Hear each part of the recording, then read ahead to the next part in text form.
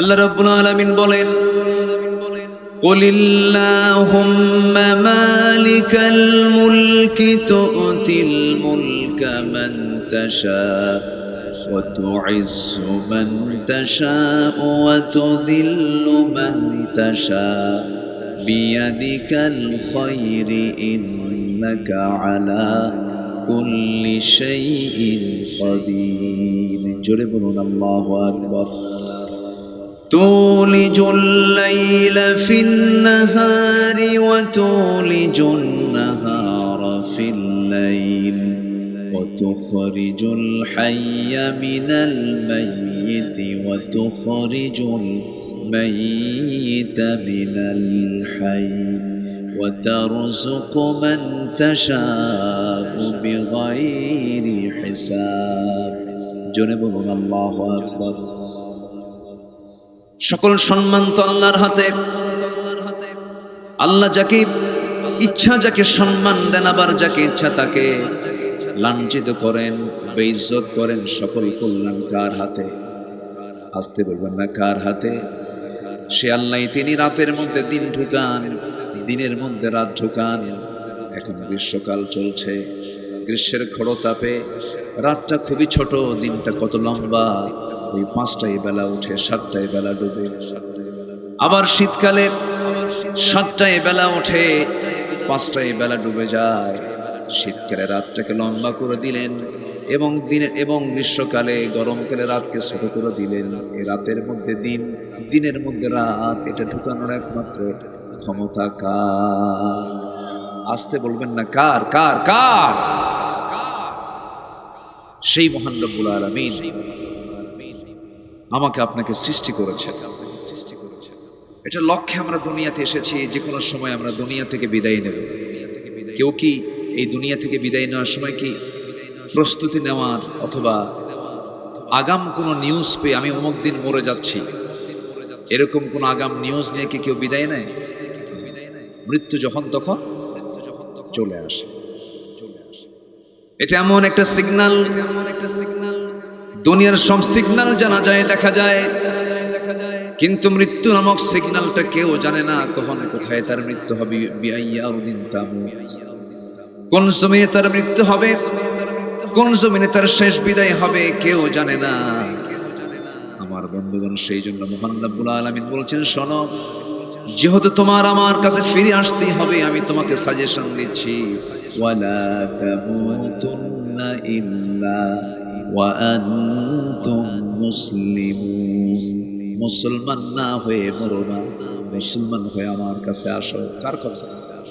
আসতে বলবেন না কার কথা? হয়তো বলবেন, হুজুর আমরা তো মুসলমান হয়ে আছি, আমার বাপও মুসলমান,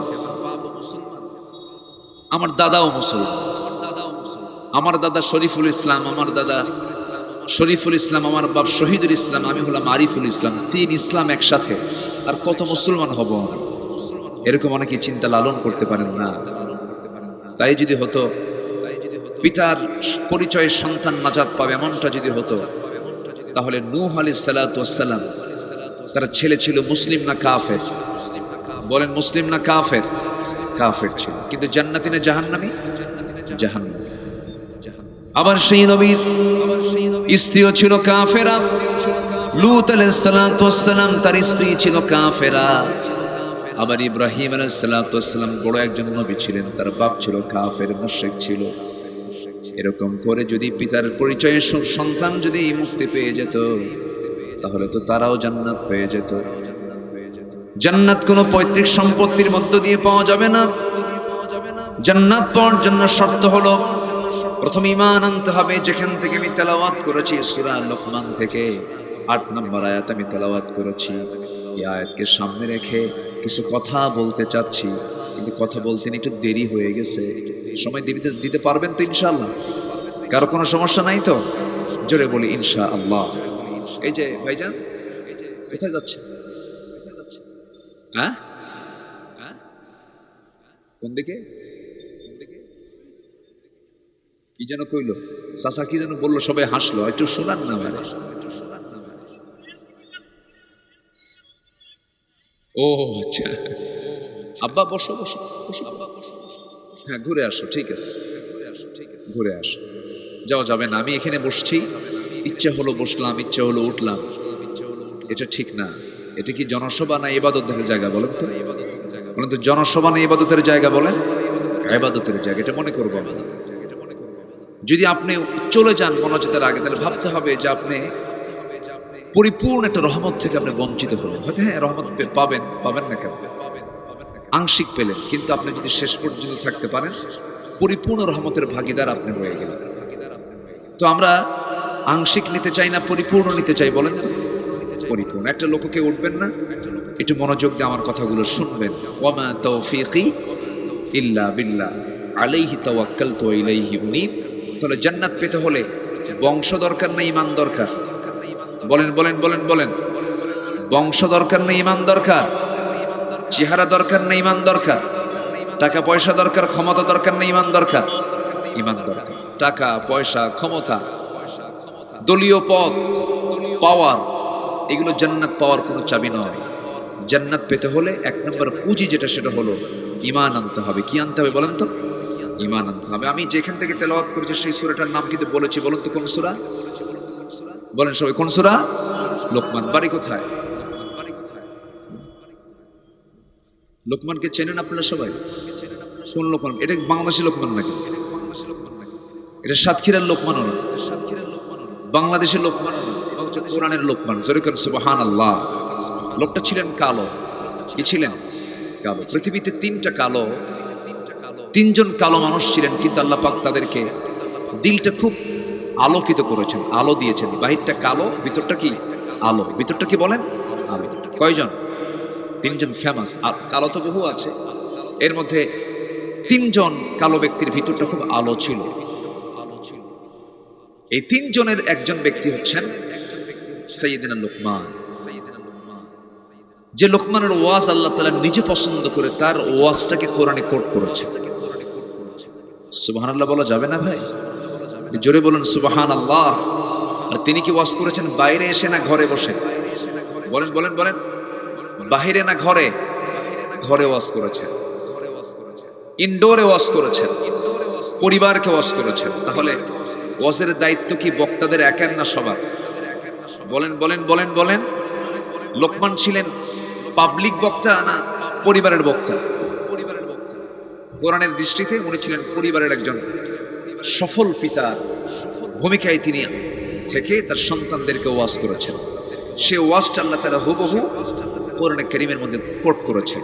তিনি ওয়াজ করেছেন সন্তানদেরকে 13টা। কয়টা বলেন তো? 13টা। আমি কি একটাও বলেছি? আমরা শুনবো না ইনশাআল্লাহ? শুনবো। আমরা আমাদের পরিবারকে ওয়াজ করার জন্য এই লোকমানের ওয়াজটা আমাদের শেখা দরকার।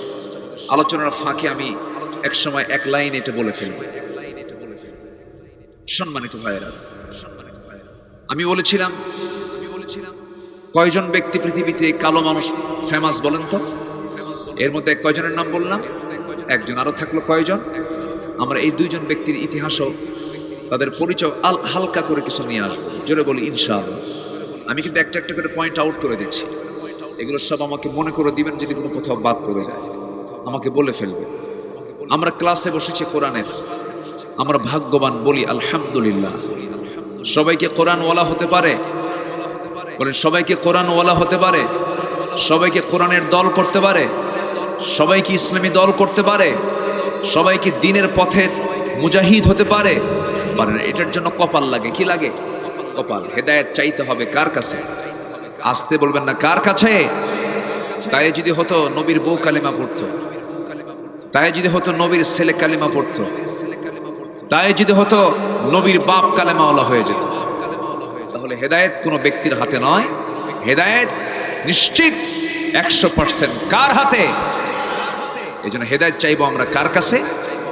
আল্লাহর কাছে। নামাজের মধ্যে আমরা প্রায় বলি, যারা পারেন ঠোঁট মিলে আমার সঙ্গে বলুন, ইয়্যাকা না'বুদু ওয়া ইয়্যাকা নাস্তাঈন ইহদিনাস সিরাতাল মুস্তাকিম সিরাতাল লাযীনা আন'আমতা আলাইহিম গায়রিল মাগদুবি আলাইহিম ওয়ালাদ-দাল্লিন।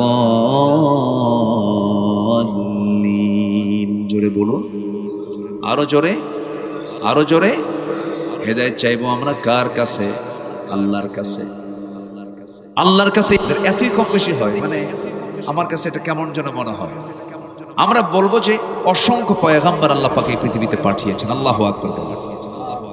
অনেক পয়গাম্বার, লিকুল্লি কওমিন হাদ, এমন কোন কওম নাই যে কওমের জন্য আল্লাহ পাক একটা হাত পাঠান নাই, একজন দাঈ পাঠান নাই, একজন হাদি পাঠান নাই। প্রত্যেকটা কওমের জন্য নবী পাঠিয়েছেন। তিনি কে? সকল নবী ছিলেন কওমের নবী, আর আমার নবী ছিলেন বিশ্ব নবী। সুবহানাল্লাহ বলবেন না? সকল নবী ছিলেন কিসের নবী? কওমের নবী। ওয়া ইলা মাদিয়ানা আখাহুম শুআইবা ওয়া ইলা আদিন আখাহুম হুদা। এরকম করে আদ জাতির জন্য, সামুদ জাতির জন্য, মাদিয়ানবাসীর জন্য নবী পাঠিয়েছেন। আর আমার নবীকে আল্লাহ রাব্বুল আলামিন বিশ্ব নবী করে পাঠিয়েছেন। সুবহানাল্লাহ বলা যাবে না? সকল নবীকে আল্লাহ রাব্বুল আলামিন কওমকে টার্গেট করে পাঠিয়ে দিয়েছেন। বনি ইসরাঈলদের জন্য আল্লাহ রাব্বুল আলামিন মুসা আলাইহিস সালাতু ওয়াস সালামকে পাঠিয়েছিলেন। এরকম করে নবীদেরকে কওমের জন্য পাঠিয়েছিলেন। আর আমার আল্লাহ তাআলা আমার রাসূলকে পরিচয় জানায় দিচ্ছেন, ইন্না আরসালনাকা শাহিদান ওয়া মুবাশশিরান ওয়া নাযীরান ওয়া দাঈয়ান ইলাল্লাহি বিইذনিহি ওয়া সিরাজাম মুনীরা ওয়া মা আরসালনাকা ইল্লা রাহমাতান লিল আলামিন। জোরে বলুন আল্লাহু আকবার। এই জন্য আমরা ছোটখাটো নেতার পিছনে না গিয়ে আমরা মূল নেতাকে ধরবো। তিনি হচ্ছেন মুহাম্মদ সাল্লাল্লাহু। দল করব কার? জোরে বলেন, দল করব কার? আরো চিৎকার মেলে বলেন, দল করব কার? নেতা মানব কাকে? বলেন, একটু জোরে বলেন, মুহাম্মদ সাল্লাল্লাহু আলাইহি ওয়াসাল্লাম। যে নেতার সাথে আমার নবীর চরিত্রে মিল নাই, সেই নেতা মানা যাবে না। যে নেতাকে দেখলে আমার নবীর কথা মনে হয়, সেই নেতার কথা মানতে হয়। বিগত 16 বছর যে দল ক্ষমতায় ছিল, তারা একটা নির্দিষ্ট ধর্মই বানাইছে। কি বুঝতেছেন আপনারা? ওদের ধর্ম ছিল, ওদের ধর্মের নেতাও ছিল। যা মনে হতো তাই করতো ওরা। সবচাইতে বেশি জুলুমের শিকার হয়েছে 16 বছর নবীদের যারা উত্তরসূরি আলেম ওলামা। তাদের প্রতি অত্যাচার এমন পরিমাণ বাড়িয়ে দিয়েছিল, শেষ পর্যন্ত আলেমদের যে বদদোয়া, যে লানত লেগেছে, এমন লানত লেগেছে, পালানোর তো রাস্তা খুঁজে পায় নাই। শেষ পর্যন্ত একদম এক লাফে মামুবাড়ি দিল্লি গিয়ে পড়ছে। কি ঠিক কিনা বলেন? আলেমদের রক্ত বড় বিষাক্ত। যেদিন শহীদ মাওলানা মতিউর রহমান নিজামীকে ফাঁসির মঞ্চে ঝুলিয়ে তাকে শহীদ করা হয়, যে রাতে, সেই রাতেই তাদের সেই ধর্মের নাম, তাদের এই দলটা নিষিদ্ধ করা হয়েছে। আল্লাহ তাআলা ছাড় দেন, ছেড়ে দেন না। আল্লাহ তাআলা সুযোগ দেন, করতে থাক। তোর অবাধ্যতা, তোর সীমা লঙ্ঘন তুই করতে থাক। ধরে ধরে ধরে না, ধরলে আল্লাহ ছাড়েন না। ধরেছেন আল্লাহ পাক ফেরাউনকে 10 দিন না একদিন, বলেন 10 দিন না একদিন? একদিন ধরেছেন। কোনোদিন জ্বরও হয় নাই, নাক দিয়ে পানিও পড়ে নাই, সর্দিও লাগে নাই। সারা জীবনে সে কোনোদিন রোগী হয় নাই। মাঝে মাঝে কিছু কিছু লোক বলে, হুজুর আমার কোনো অসুখ বিসুখ নাই, আমি খুব আল্লাহর রহমত প্রাপ্ত বান্দা। মনে মনে কই তোর মধ্যে ফেরাউনের কিছু খাসলত আছে। অসুখ বিসুখ হওয়া ভালো। রোগাক্রান্ত হয়েছেন আল্লাহর নবীরা পর্যন্ত। আইয়ুব আলাইহিস সালাতু ওয়াস সালামকে আল্লাহ পাক কি পরীক্ষার মধ্যে ফেলেছিলেন। 18 বছর একটানা তিনি কুষ্ঠরোগে আক্রান্ত ছিলেন। একটা দিনের জন্য তিনি আল্লাহর শুকরিয়া আদায় করা বাদ দেন। জোরে কোন সুবহানাল্লাহ, জোরে বলি সুবহানাল্লাহ। সম্মানিত ভাইয়েরা, সম্মানিত বন্ধুগণ, একটা সুদিন আমরা পেয়েছি। আমরা দুনিয়ার কোনো দল করব না, আমরা দল করব কার? আসতে বলুন, দল করব কার? নেতা মানবো একজন ব্যক্তিকে, তিনি হচ্ছেন মুহাম্মদ সাল্লাল্লাহু আলাইহি ওয়াসাল্লাম। এই দুটোকে যদি আমরা ঠিক রাখতে পারি, এই দুটোকে যদি আমরা কন্টিনিউ করতে পারি, আমার বিশ্বাস বেশি দিন দূরে নয়, আগামীর সূর্য যে পূর্ব দিগন্ত উদয় হবে, সেই সূর্যের নাম হবে ইসলাম। গোটা বিশ্বের মাঝে এই সবুজ ভূখণ্ডে গোটা পৃথিবীর মুসলমান চেয়ে থেকে দেখবে এই সবুজ ভূখণ্ডে আল্লাহর দিন কায়েম হয়েছে। সেই সবুজ ভূখণ্ডে দিন কায়েম হোক, সবাইকে চান আপনারা?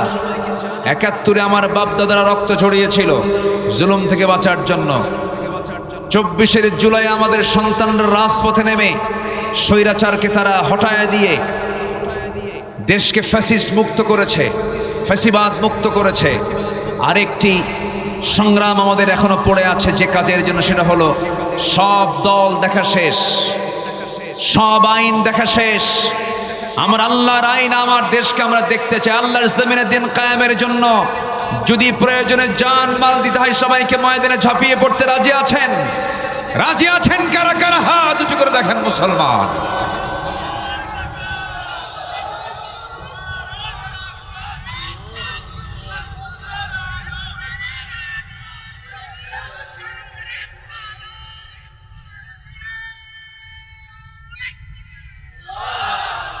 আল্লাহ কবুল করুন, জোরে বলি আমিন, আরো জোরে আমিন।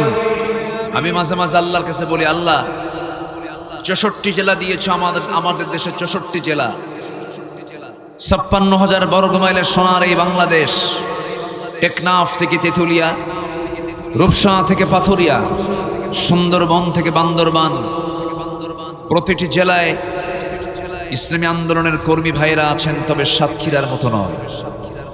আমি মাঝে মাঝে আল্লাহর কাছে দোয়া করি, আল্লাহ যদি প্রত্যেকটা জেলা যদি সাতক্ষীরার মতো হতো, দেশে বিপ্লব হয়ে যেত। আর এই ১৬ বছরের সবচাইতে বেশি অবহেলিত, নির্যাতিত হয়েছে কোন জেলা? আমার হোম ডিস্ট্রিক্ট হলো, হোম টাউন হচ্ছে বগুড়া। ওটাও কিন্তু সেকেন্ড সাতক্ষীরার মতো।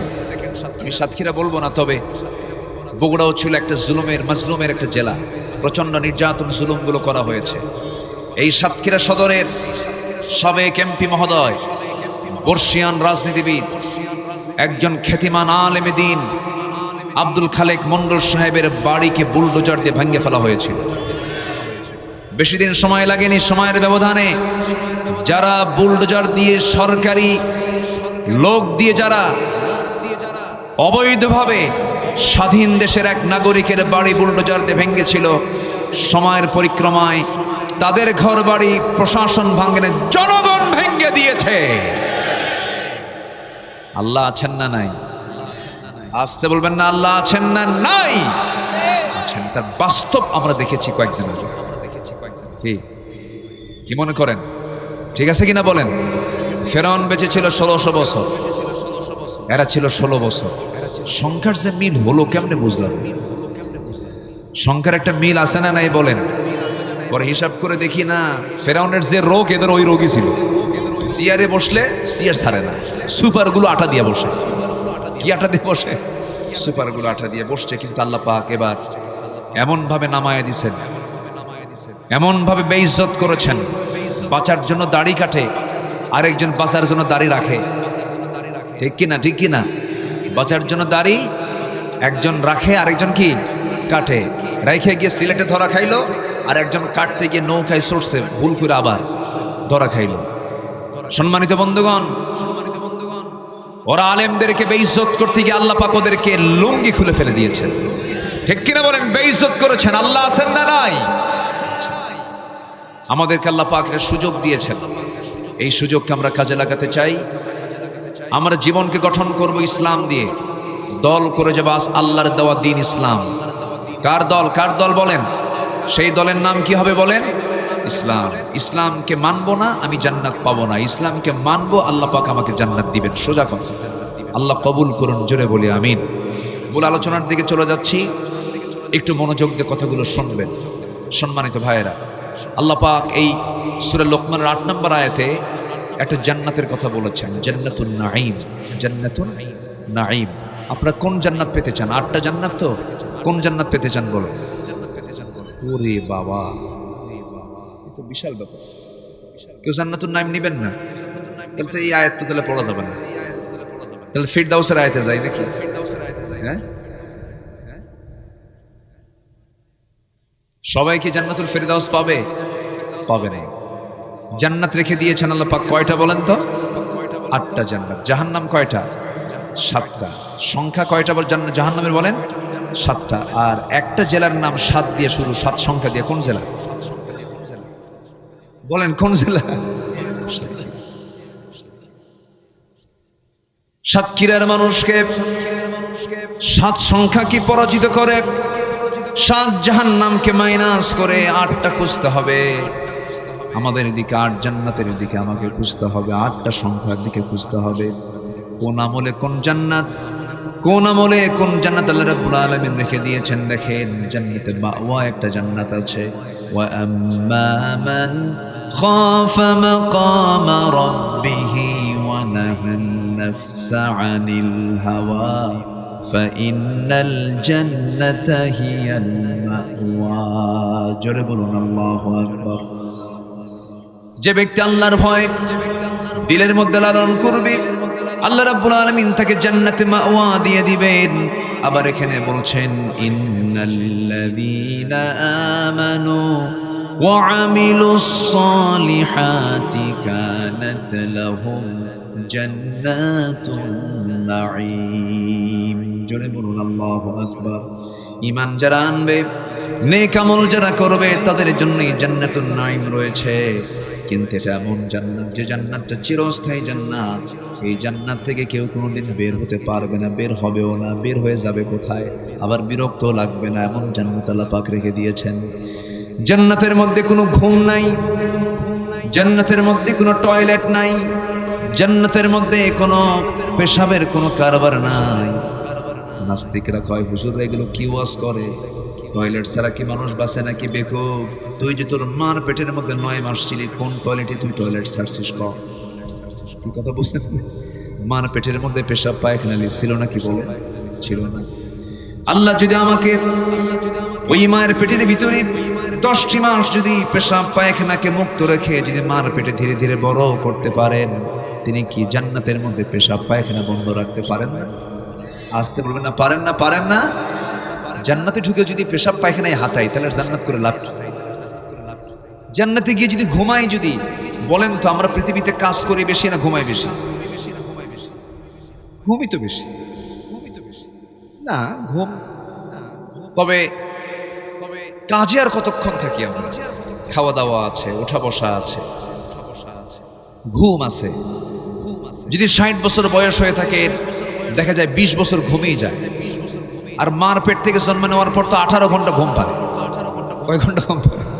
18 ঘন্টা। তাহলে যদি জান্নাতে গিয়ে যদি এরকম ঘুম পারে, ঘুম কি আমার জন্য লাভ না লস? আস্তে কর।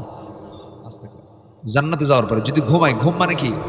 তাজা না মরা? কম বলেন বলেন বলেন। ঘুম পাড়ার দোয়া কি? ঘুমানোর দোয়া কি বলেন? আল্লাহুম্মা বিসমিকা। এরপরে কি? আমুতু। আমুতু মানে কি? বললাম আল্লাহুম্মা বিসমিকা আমুতু ওয়া হিয়া। আল্লাহ তোমার নামে মরলাম, তুমি এরপরে জিন্দা করো। জান্নাতে গিয়ে কোনো ঘুম হবে না। আবার জাহান্নামে গিয়ে পড়বে, ওখানে ঘুমাবেন, ওখানেও ঘুম হবে না, কোনো অজ্ঞান হবে না। লা ইয়ামুতু ফিহা ওয়ালা ইয়াহইয়া। সেখানে মরবেও না, আবার জীবিত থাকবে না, বাঁচবেও না। একটা কঠিন জায়গা জাহান্নাম। কিন্তু জান্নাতের ভিতরে অনেকদিন পর পর একটা ঢেকুশ উঠবে।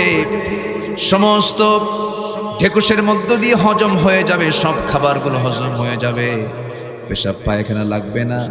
সেই জায়গায় বান্দার কোনো ঘুমও হবে না, শুধু আনন্দের মধ্যে জান্নাতের মধ্যে কাটায় দেবে। জান্নাতের মধ্যে এমন কিছু নাই যা বাদ পড়েছে। বান্দাকে আল্লাহ বলবেন তোর মন যা চাই তুই তাই পাবি, এমন কোন জিনিস নাই তুই পাবি না।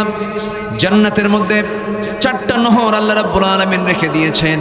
দুধের নহর রেখে দিয়েছেন, মধুর নহর রেখে দিয়েছেন। দুধের নহর, মধুর নহর, পানির নহর, শরাবের নহর। কয়টা নহর বলেন? আসতে বলবেন না কয়টা নহর? 4টা নহর। দুধের নহর, দুধ দুনিয়াতে আসে না নাই? মধুর নহর, মধু দুনিয়াতে আসে না নাই? মধুর প্রোডাকশন সবচেয়ে বেশি যে বনে, তার নাম কি বলে? আসতে কয় রে বাবা? আমি কি দোয়া করে দেব নাকি? এই যাচ্ছেন কেন? বসেন। কোন বন? কোন বন? সুন্দরবনের মধু সবচাইতে আকর্ষণীয়। আলহামদুলিল্লাহ, আলহামদুলিল্লাহ বলেন। সবচাইতে বেশি স্বাদের সুস্বাদু হচ্ছে সুন্দরবনের মধুটা। কেন? বিশাল বড় তো, সেখানে সব মৌমাছিগুলো তৃপ্তি ভরে মধুগুলো সংগ্রহ করে। এই মধু আল্লাহর দেওয়া নিয়ামত। আল্লাহ পাক এই মধুর ভিতরে মৃত্যু রোগ ছাড়া সব রোগের ঔষধ রেখে দিয়েছে। যেরকম সুবহানাল্লাহ। তাহলে আল্লাহ পাক ওষুধ বানানোর জন্য এই ওষুধ ফ্যাক্টরিকে সম্পূর্ণ টোটাল তুলে দিয়েছেন মানুষের হাতে না মৌমাছির হাতে? বলেন কার হাতে দিয়েছেন? মানুষের হাতে দেন না, কারণ মানুষ তো ভেজাল করে। মানুষ কি করে? ভেজাল করে। এই মৌমাছি আল্লাহ রাব্বুল আলামিন মধুর ডিপার্টমেন্ট তাদের হাতে ছেড়ে দিলেন। মধু যে সংগ্রহ করতে যায় মৌমাছি, 1 পাউন্ড মধু বানাতে 450 মৌমাছিকে প্রায় 20 লক্ষ ফুলে ভ্রমণ করতে হয়। 14 লক্ষ কিলোমিটার জার্নি করার পরে 1 পাউন্ড মধু তৈরি হয়। এই এলাকায় মধুর কেজি কত জানি না। ঠিক আছে, 1000 টাকা ধরেন, 2000 টাকাই ধরেন, 3000 টাকাই ধরেন, কিন্তু 1 পাউন্ড মধু তৈরি করতে 450 মৌমাছিকে 20 লক্ষ ফুলে যাওয়া লাগে। 13.5 লক্ষ কিলোমিটার জার্নি করার পরে 1 পাউন্ড মধু তৈরি হয়। আর সেই মধুর ভিতরে যদি কোনো বান্দা ভেজাল দেয়, তার ফাঁসিকে একবার দরকার না বারবার দরকার? একবার দরকার না বারবার দরকার? বারবার দরকার। কত বড় অপরাধ! আল্লাহ পাক বললেন, বান্দা আমি এর মধ্যে সব রোগের ঔষধ রেখে দিয়েছি। এবং এই মধুটা তৈরি হয় হচ্ছে কি সুন্দর করে দেখেন। মধু মৌমাছি যে মানে রসগুলো, ফুলের রসগুলো যে সংগ্রহ করে নিয়ে আসে, মুখে করে নিয়ে আসে না পেটে করে নিয়ে আসে বলেন তো? ভালো করে বলতে হবে। মুখে না পেটে? অনেকে কয় মুখে, অনেকে কয় পেটে। বুঝুন, দুইটাই বললাম, কোনটা রাইট আপনি কোন? পেটে করে নিয়ে আসে। হ্যাঁ, ইয়াখরুজু মিন বুতুনিহা শারাবুন মুখতালিফুন আলওয়ানুহা। আল্লাহু আকবার, জোরে বলি আল্লাহু আকবার। মধুটা করে কি? ওই রসগুলোকে মৌমাছি মুখে করে নিয়ে আসে না পেটের মধ্যে নিয়ে আসে। এখন প্রশ্ন হলো, মৌমাছি পেটের কোন জায়গায় করে নিয়ে আসে?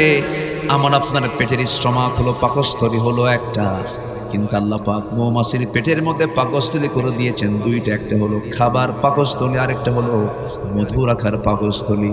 সুবহানাল্লাহ বলা যাবে না? সুবহানাল্লাহ।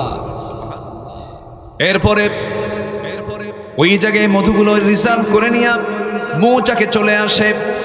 মৌচাকে চলে এসে মৌচাকের দরজায় গিয়ে যখন দাঁড়ায়া থাকে, পুলিশ মৌমাছির সেখানে অর্ডার নিতে হয়।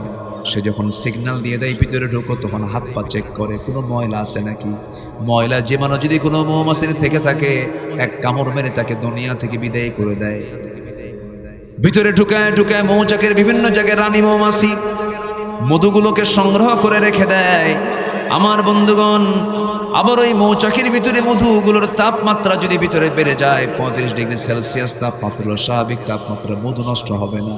40 ডিগ্রি সেলসিয়াস হলে পরে সমস্ত মৌমাছিগুলো এক জায়গায় তারা দাঁড়ায়, পাখাটা ঝাপটান মারে উল্টা করে, ভিতরে থেকে বাতাসগুলো পাস করে দিয়ে আবার তাপমাত্রা স্বাভাবিক করে নিয়ে আসে। আবার যখন তাপমাত্রা কমে যায়, মধু নষ্ট হয়ে যাবে মনে করে সুন্দর করে সেই ঝাপটান, সেই 2 পাখা দিয়া আবার সোজা করে ঝাপটান মারে, বাইরে থেকে বাতাসটা ভিতরে বন্ধ করে ফেলে, তাপমাত্রা বেড়ে যায়। এমন করে মহান রব্বুল আলামিন মৌমাছিকে অর্ডার দিয়ে বান্দার জন্য মধু বানায় দিল। আর সেই মধু নষ্ট করলো কে? মানুষ না অমানুষ? বলেন মানুষ না অমানুষ? মানুষ না অমানুষ? অমানুষ। এরকম অমানুষ আমার দেশে আছে না নাই? আসতে বলবেন না, আছে না নাই? এই দেশের কত সম্পদ, আমার দেশে কোনো অভাব ছিল না। সেই সম্পদগুলো লুটপাট তো করলোই, লুটপাট করে দেশে রাখলো না, লুটপাট করে সমস্ত সম্পদগুলো পাঠায় দিল হচ্ছে বাইরে।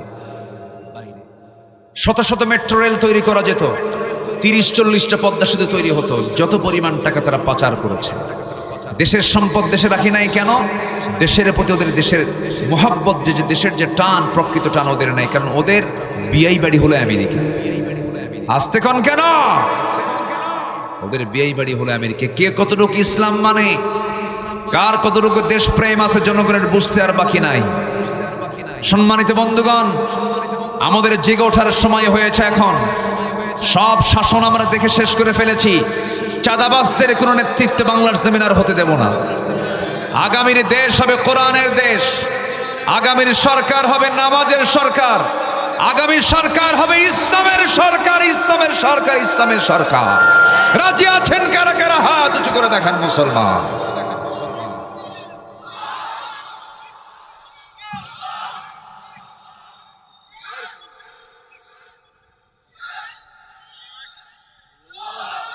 আল্লাহ কবুল করুন, জোরে বলে আমিন।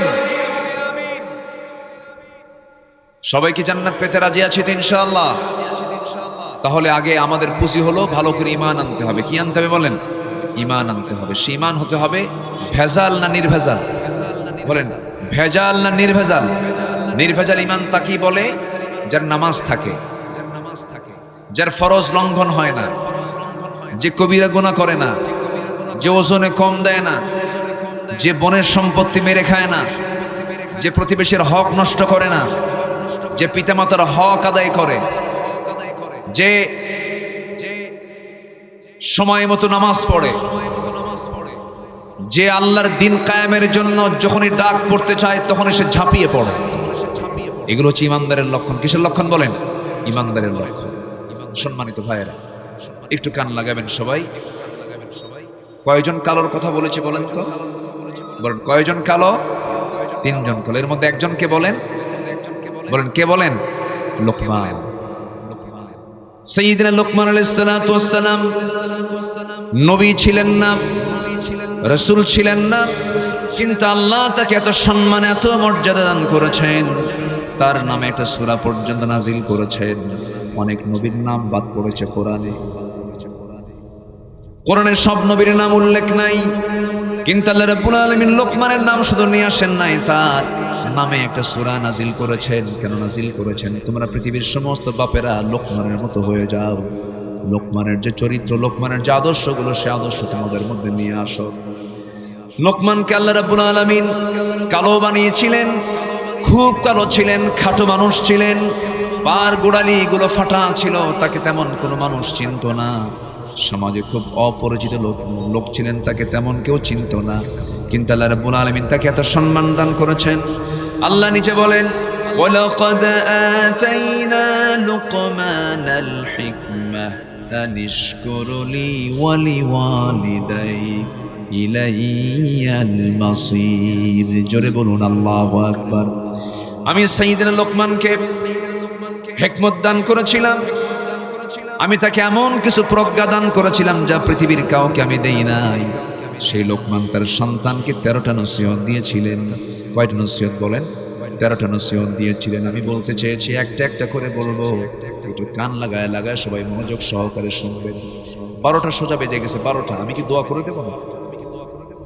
নড়াচড়া করেন কেন? 2-1 করে কিন্তু উঠতেছেন না, বলেই যাচ্ছেন। আমি কিন্তু মন খারাপ করছি। একটু বসেন না ভাই, কত সময় এদিক সেদিক চলে যায়। কোরআনের ছাত্র হওয়ার জন্য আগে ছাত্র হওয়া দরকার না, ধৈর্য থাকা দরকার। একটু ধৈর্য ধরেন না, কত সময় তো কত দিকে আমরা ব্যয় করি। আর ধরুন বড় জন্য হয় আমি 1 ঘন্টায় কথা বলবো, একটু বসেন। লোকমান আলাইহিস সালাম তার সন্তানকে যে নসিহত দিয়েছেন, সেই নসিহতগুলো আমরা দেব। জোরে বলি ইনশাআল্লাহ। আমরা সবাই তো বাবা, কেউ হইছি কেউ হই নাই, কিন্তু আমার কে মায়ের জাত না বাপের জাত? বাপের জাত। কেউ বাপ হয়ে গেছি আর কেউ বাপ হই নাই। তাহলে কি প্রত্যেকটা পুরুষের এই ওয়াজ শোনার দরকার আছে না নাই বলেন তো? লোকমান তার বাপকে কি নসিহত করেছেন? লোকমান তার সন্তানকে কি নসিহত করেছেন? 13টা নসিহতের মধ্যে 1 নম্বর নসিহত হলো, ইয়া বুনাইয়া লা তুশরিক বিল্লাহ ইন্নাশ শিরকা লাযুলমুন আযীম। কলিজার টুকরা সন্তান, ও কলিজার টুকরা সন্তান, আদরের দুলাল, আমার পরাণ, আমার জান, সন্তানদেরকে যখন আমরা ডাক দেব, সুন্দর করে ডাক দেব। এই এদিকে আয়, ধমক দিবেন না। সন্তানদেরকে ডাক দেওয়ার সিস্টেম হচ্ছে ধমকে না আদরে। বলেন, ধমকে না আদরে? কিছু কিছু নানা আছে নাতিদেরকে মহব্বত করতেই শেখে নাই, জানে না, খুব খিটখিটে মেজাজ। এরকম কিছু নানা আছে না নাই? আছে। নাতিরা মনে মনে দোয়া করে এই বুড়া মরবে, কোনদিন কুলখানি খাবো। ঠিক না? সুন্দর আমরা আচরণ করব। শিক্ষা দিচ্ছেন লোকমান। লোকমান তার সন্তানকে ডাক দিচ্ছেন, ইয়া বুনাইয়া, হে আমার কলিজার টুকরা আদরের দুলাল সন্তান, লা তুশরিক বিল্লাহ, শিরিক করো না। আল্লাহর সঙ্গে শিরিক করলে জান্নাতটা বাজেয়াপ্ত হয়ে যাবে। যদি শিরকের দিকে চলে যাও জান্নাত তোমার জন্য হারাম হয়ে যাবে। দেখেন লোকমান আগে হকটা আদায় করতেছেন, সন্তানকে হক আদায় করতে বলতেছেন। কার হক? আসতে বলবেন না, কার হক? আল্লাহ বলছেন আমার হক বান্দার উপরে, বান্দা আমার সঙ্গে শিরিক করবে না। আর আমার উপরে বান্দার হক হলো সেই বান্দাকে আমি ক্ষমা করে জান্নাত দিয়ে দেব। জোরে বলি সুবহানাল্লাহ। শিরকের ধারে পাশে আমরা যাব না, শিরকের নিকটে আমাদের যাওয়া যাবে না, কারণ সব গুনাহ মাফ হবে, শিরকের গুনাহগুলো মাফ হবে না। আমার ভাইয়েরা, জাতীয়ভাবে আমাদের দেশে শিরকে বাধ্য করা হয়েছিল, অনেক চাপচুপ প্রয়োগ করা হয়েছিল। আবার আমার দেশের প্রচলিত কিছু দরবার আছে, যে দরবারে পীর সাহেব দুই ঠ্যাং সামনে আগায় দিয়ে রাখে, মুরিদ গিয়ে পায়ে সেজদা দেয়। এগুলো আছে নাকি? কবরে সেজদা দেয়, আছে না? আছে কিনা বলেন? নাম বলার দরকার নাই। যাই হোক, কবরকে সামনে রেখে কবরে সেজদা দেওয়া হয়। যে কবরে শুয়ে আছে সে কি নিরাপদে না বিপদে? বলেন বলেন বলেন। সে তো নিজেই মরা মানুষ, সে আপনার কি করবে? আপনার তো সে কোনো উপকার করতে পারবে না। মৃত ব্যক্তির কাছে চাওয়া যাবে না, কোনো ব্যক্তির কাছে চাওয়া যাবে না। চাইবো আমরা কার কাছে? আসতে বলবেন না, কার কাছে? আমার নবীর কবরের পাশে গিয়ে যদি কেউ হাতও একটু উঁচু করে, হাত নামায় দেয়, সেজদা তো দূরেই থাকে। আমার নবীর কবরে কোনো ফুল যায় না। যদি ফুল দেওয়া যদি কবরে জায়েজ হতো, পৃথিবীর সব ফুলগুলোকে জমা হতো আমার নবীর কবরে। তাহলে আমার নবীর কবরের চাইতে সম্মানিত কবর মাকবারা পৃথিবীতে দ্বিতীয়টা নাই। তুমি কোন পীরের দরবার, তুমি কোন ভণ্ডামি নিয়ে চিন্তা করো? তোমার দরবারে যাওয়ার জন্য, তোমার কবর জিয়ারা করার জন্য সেখানে পুষ্পস্তবক করতে হয়, ফুল দিতে হয়। এটা মুসলমানদের কাজ নয়, এটা শিরকের কাজ, এটা বিধর্মীদের কাজ। ঠিক কিনা বলে? এগুলো শিরকের কাজ, এগুলো করা যাবে না। কোনো কবরকে সেজদা দেওয়া যাবে না, কোনো কবরে ফুল দেওয়া যাবে না। এটা হারাম করে দিয়েছেন তিনি কে? আসতে বলবেন না, তিনি কে? দেখেন লোকমান তার সন্তানকে কি নসিহত করছেন, কি গুরুত্বপূর্ণ কথাগুলো বলছেন, যেন এই সন্তানগুলোকে আমি যেন জান্নাতেও পাই। বলি আল্লাহু আকবার, জোরে বলি আল্লাহু আকবার। নাম্বার 2 হলো পিতামাতার সেবা করবে। নাম্বার 3 হলো তাদের শুকর আদায় করবে। নাম্বার 4 হলো বাপ মা যদি ইসলাম বিরোধী হয়ে যায় তবুও তাদেরকে মোহাব্বত রাখবে, কিন্তু তাদের ইসলাম বিরোধী কোনো তৎপরতাকে মানা যাবে না, তাদের আনুগত্য তোমাকে করতে হবে। নাম্বার 5 হলো সন্তানকে আল্লাহর বরত্ব প্রকাশ, সন্তানকে আল্লাহর পরিচয় দিয়ে সন্তানকে বোঝাতে হবে বাবা আল্লাহ এত বড়, এত মহান, সব তিনি দেখেন। এরকম করে আল্লাহর বরত্ব প্রকাশ তিনি করেছেন। নাম্বার 5 হলো তিনি সন্তানকে নামাজ কায়েমের কথা বলেছেন। ইয়া বুনাইয়া আকিমিস সালাহ ওয়া আমুর বিল মা'রুফি ওয়ানহা আনিল মুনকার واصبر على ما أصابك إن ذلك من عزم الأمور। জোরে বলুন আল্লাহু আকবার। নামাজ কায়েম করো হে আমার কলিজার টুকরা সন্তান। নামাজ কায়েম করার, নামাজ আদায় করার মধ্যে তফাৎ হলো। নামাজ আদায় হলো ব্যক্তিগত কাজ, আর নামাজ কায়েম হলো ব্যক্তিগত কাজ না সামষ্টিক কাজ। সামষ্টিক কাজে সংঘবদ্ধ কাজ, জামাতের কাজ। সংঘবদ্ধ জীবন আছে যার, রহমত আছে তার। সংঘবদ্ধ জীবন নাই যার, ঝুঁকি আছে তার, শয়তান তার ইমানটা ছো মেরে নিয়ে চলে যাবে। আমার ভাইয়েরা, নামাজ কায়েমের সংগ্রামের জন্য সন্তানকে বাপ নসিহত করছেন, বাবা নামাজ কায়েমের সংগ্রাম করো, নামাজ কায়েমের জন্য কাজ করো। নামাজ কায়েম যারা করতে চায় তাদের নেতৃত্ব মেনে নাও। আমার ভাইয়েরা, সন্তানদেরকে বলতে বাবা তোমরা আল্লাহর দল করবে, দুনিয়ার কোনো দল করবে না, এমন করে সন্তানদেরকে নসিহত করতে হবে। সৎ কাজের আদেশ দাও।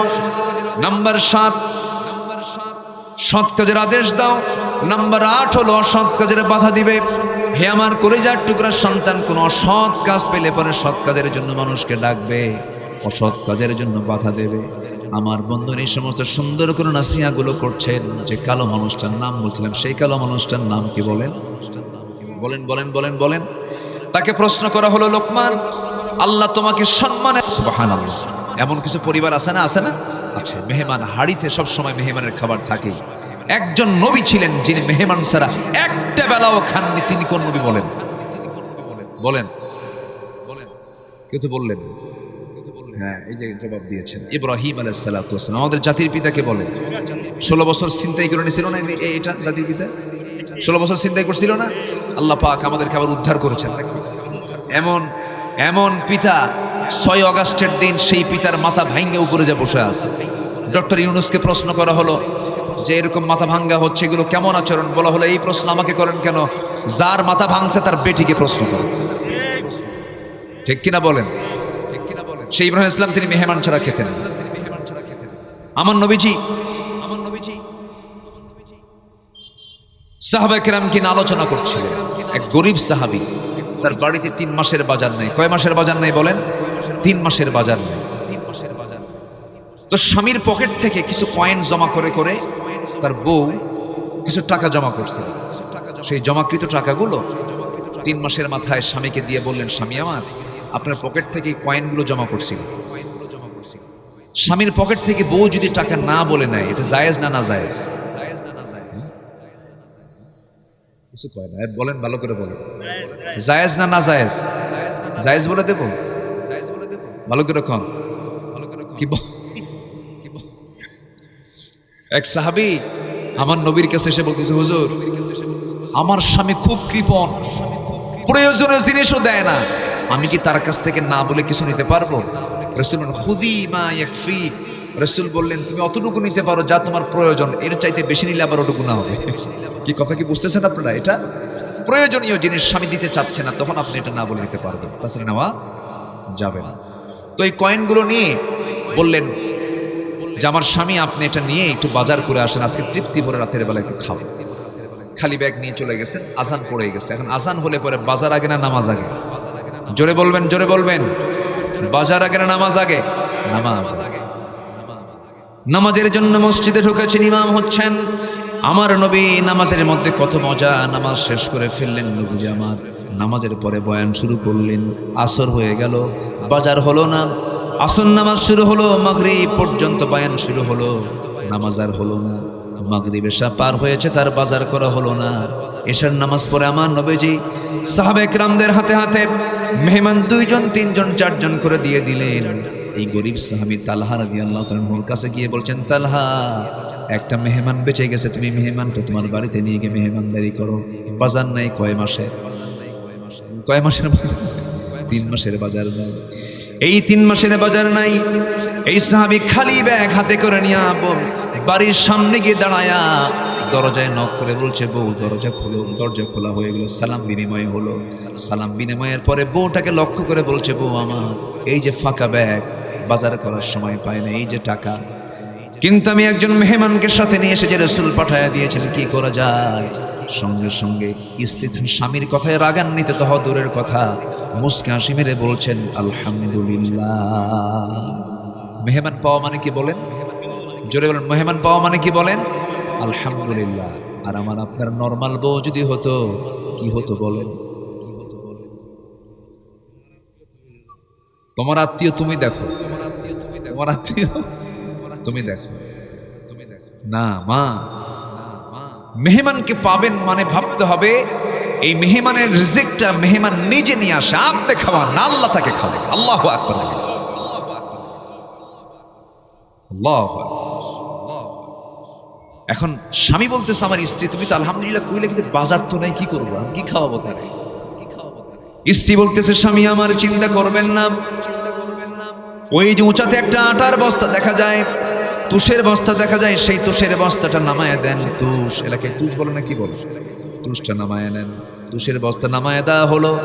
সেই তুষের বস্তা এবার তিনি বলছেন, চিন্তা করবেন না, তুষের ভিতরে কিছু জব ছিল, খুদ ছিল। তিনি চালনা দিয়ে চালতে চালতে চালতে চালতে কিছু খুদ বের হলো। খুদটাকে খামির করলেন, পিষে পিষে আটা বানালেন। মোটে 2টা রুটি হয়ে গেল।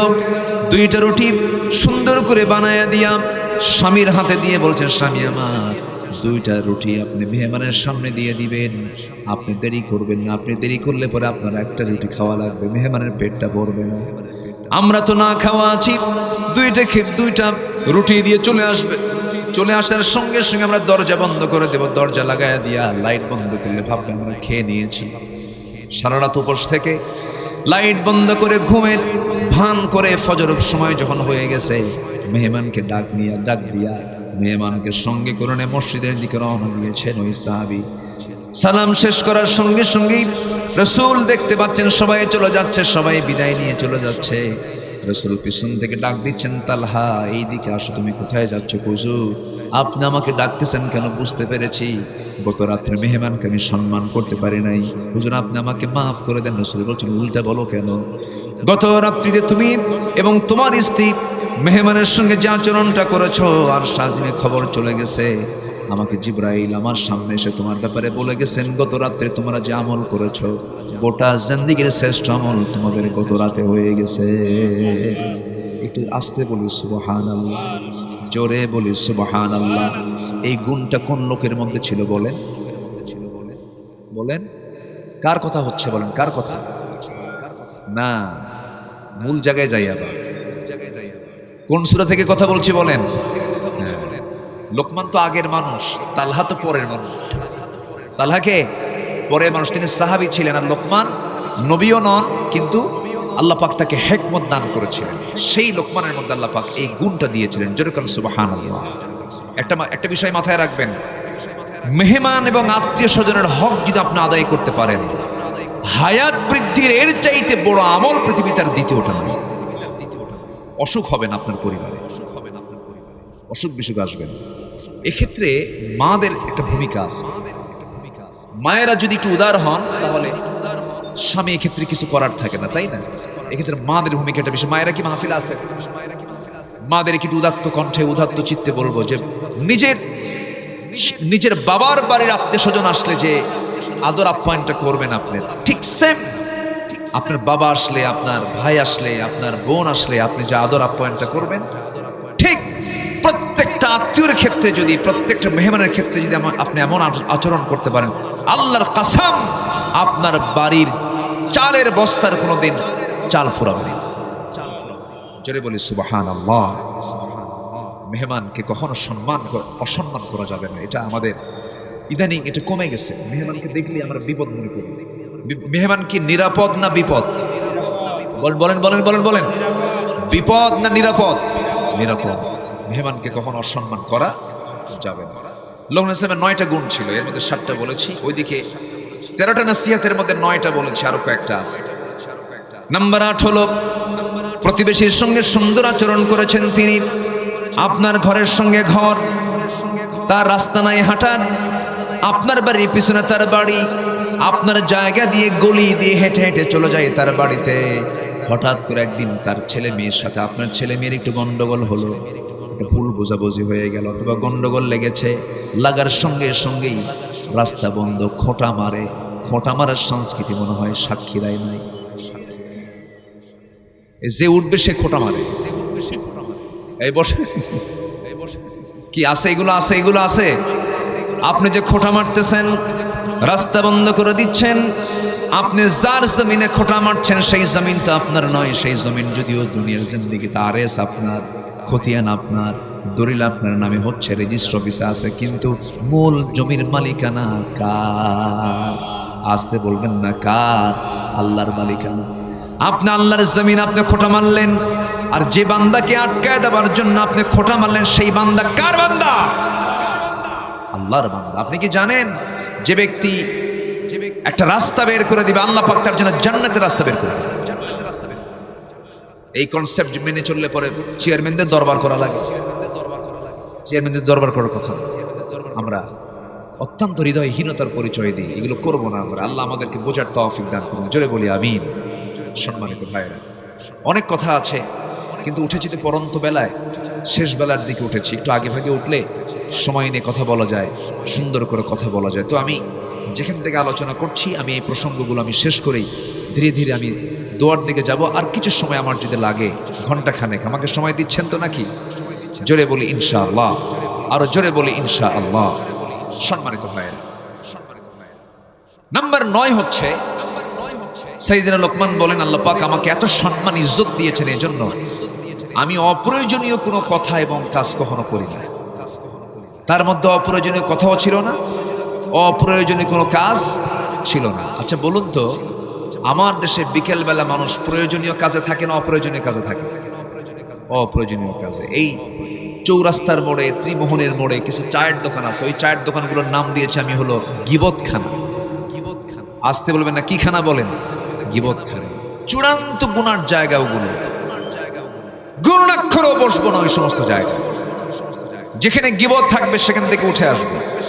গিবত মানেই হলো নিজের আমল, যার গিবত করা হচ্ছে তার আমল নামায় নিজের গুনাহগুলো ট্রান্সফার করে দেওয়া, বিকাশ করে দেওয়া। কি করে দেওয়া? বিকাশ করে দেওয়া, ট্রান্সফার করে দেওয়া। এগুলো করা যাবে না। আল্লাহ পাক আমাদেরকে বুঝার তৌফিক দান করুন। জোরে বলি আল্লাহুম্মা আমিন, আরো জোরে বলি আল্লাহুম্মা আমিন। সম্মানিত ভাইয়েরা, লোকমান আলাইহিস সালাতু ওয়াস সালাম তার সন্তানকে 13টা নসিহত করেছেন। এর মধ্যে আমরা 8টা শুনেছি। নাম্বার 9 হলো, বাবা ও কলিজার টুকরা সন্তানরা, বিপদে ধৈর্য ধরবা। কিসে ধৈর্য বলেন তো? বিপদে ধৈর্য। ধৈর্য আছে যার, বিজয় আছে তার। কয়েকদিন আগে একজন পুলিশের এএসপি সুইসাইড করেছে, জানেন কিনা আপনারা? জানি না। এসপি পলাশ সাহা সুইসাইড করেছে। আচ্ছা বলেন তো, ওয়ালা তুলকু বিআইদিকুম ইলা তাহলুকা, তুমি নিজকে ধ্বংসের দিকে ঠেলে দিও না। এই যে পলাশ সাহার যে অপমৃত্যু, এটা সাধারণ কোনো মৃত্যু নয়। সে যে মরল, এটা কি ইসলাম কখনো গ্রহণ করতে পারে বলেন তো? যে ব্যক্তি আত্মহত্যা করবে, আল্লাহ পাক তাকে যে জিনিস দ্বারা সে আত্মহত্যা করেছে তাকে সেই জিনিস দিয়ে তাকে আবার শাস্তি দেওয়া হবে জাহান্নামের মধ্যে। গেল, এটা তো গেলই। কিন্তু এই যে তার হত্যাকাণ্ড, সে যে নিজেকে শেষ করে দিল, এখানে কি ধৈর্যের অভাব ছিল কিনা বলেন? আস্তে ধৈর্যের অভাব ছিল কিনা বলেন? আচ্ছা গেল। স্বামী স্ত্রীর সংসার চলছে ভালোই, প্রায় আমাকে ফোন দেয়, এরকম ফোন টোন আসে। এই তো কয়েকদিন আগে এক ভাই আমাকে ফোন দিয়ে, জার্মানি থেকে ফোন দিয়ে বলতেছে, হুজুর বড় বিপদে পড়ে গেছে। কি? আমার বউটা খুব ভালো, আমার ছেলে মেয়ে আছে, কিন্তু কি করবেন, আমি রাগের ঠেলায় তালাক দিয়ে ফেলছি। কয়টা? যতগুলো মুখে আসছিল ততগুলো করছি। বলেন এটা কি, এখানে কি রাগ দেখানো যাবে না ধৈর্য ধরতে হবে বলেন? এখন এই যে এটা জেনার দিকে চলে যাচ্ছে সম্পর্ক, সে জায়েজ করার জন্য চেষ্টায় ব্যাকুল হয়ে যাচ্ছে। এক মহিলা আমাকে একদিন প্রশ্ন করেছে, একদিন, হুজুর আমার স্বামী সকালেও তালাক দেয়, বিকালেও তালাক দেয়, আমি কি আসি না নাই? জোরে কোন নাউজুবিল্লাহ।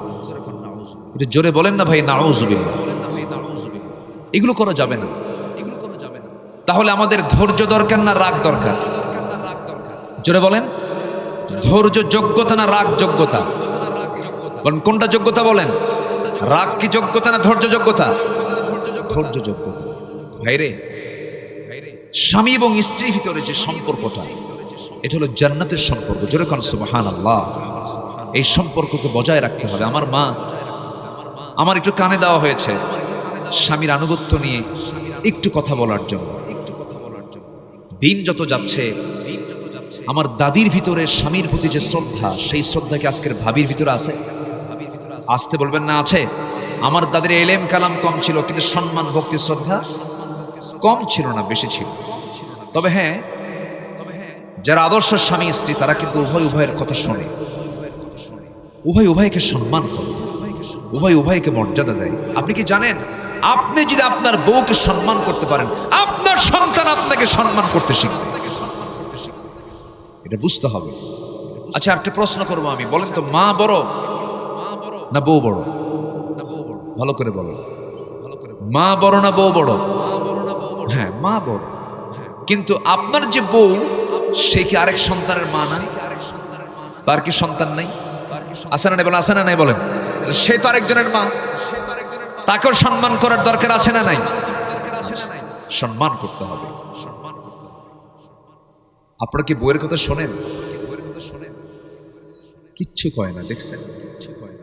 বইয়ের কথা শোনেন? বউকে ভয় পান, সম্মান করেন? আচ্ছা, বউয়ের কথা শোনেন নাকি আপনারা? বলেন শুনেন। আমিও শুনি, আপনারা শোনেন না? শুনতে হবে, ধৈর্যের পরিচয় দিতে হবে। আমিও শুনি। একটা গল্প মনে পড়লাম, আর এক রাজা প্রজাদের মাঝে ঘোষণা করে বলেছে, যে প্রজা বইয়ের কথা শোনে আর যে প্রজা বইয়ের কথা শোনে না, যে প্রজা বইয়ের কথা শোনে না তাকে একটা করে ঘোড়া দেওয়া হবে, আর যারা বইয়ের কথা শোনে তাদেরকে একটা করে ডিম দেওয়া হবে। এলান জারি হলো। সারাদিনে একটা লোক আসছে যে বইয়ের কথা শোনে না, এসে বলতেছে, রাজামশাই আমি জীবনে আমার বইয়ের কথা শুনি নাই। যাও, ওই যে আস্তা বলে যাও, ওখান থেকে একটা ঘোড়া তুমি নিয়ে চলে যাও। সে করছে কি, একটা কালো ঘোড়া নিয়ে চলে গেছে বাড়ি। বউ বলতেছে, এটা কি? ঘোড়া। কে দিছে? রাজামশাই দিছে। ঘোড়া নিয়ে আসছো, আসছে কি কালো ঘোড়া নিয়ে আসে মানুষ? যাও, এটা পাল্টা লাল ঘোড়া নিয়ে আসো। চলে গেছে আবার রাজার দরবারে, গিয়ে বলতেছে, রাজামশাই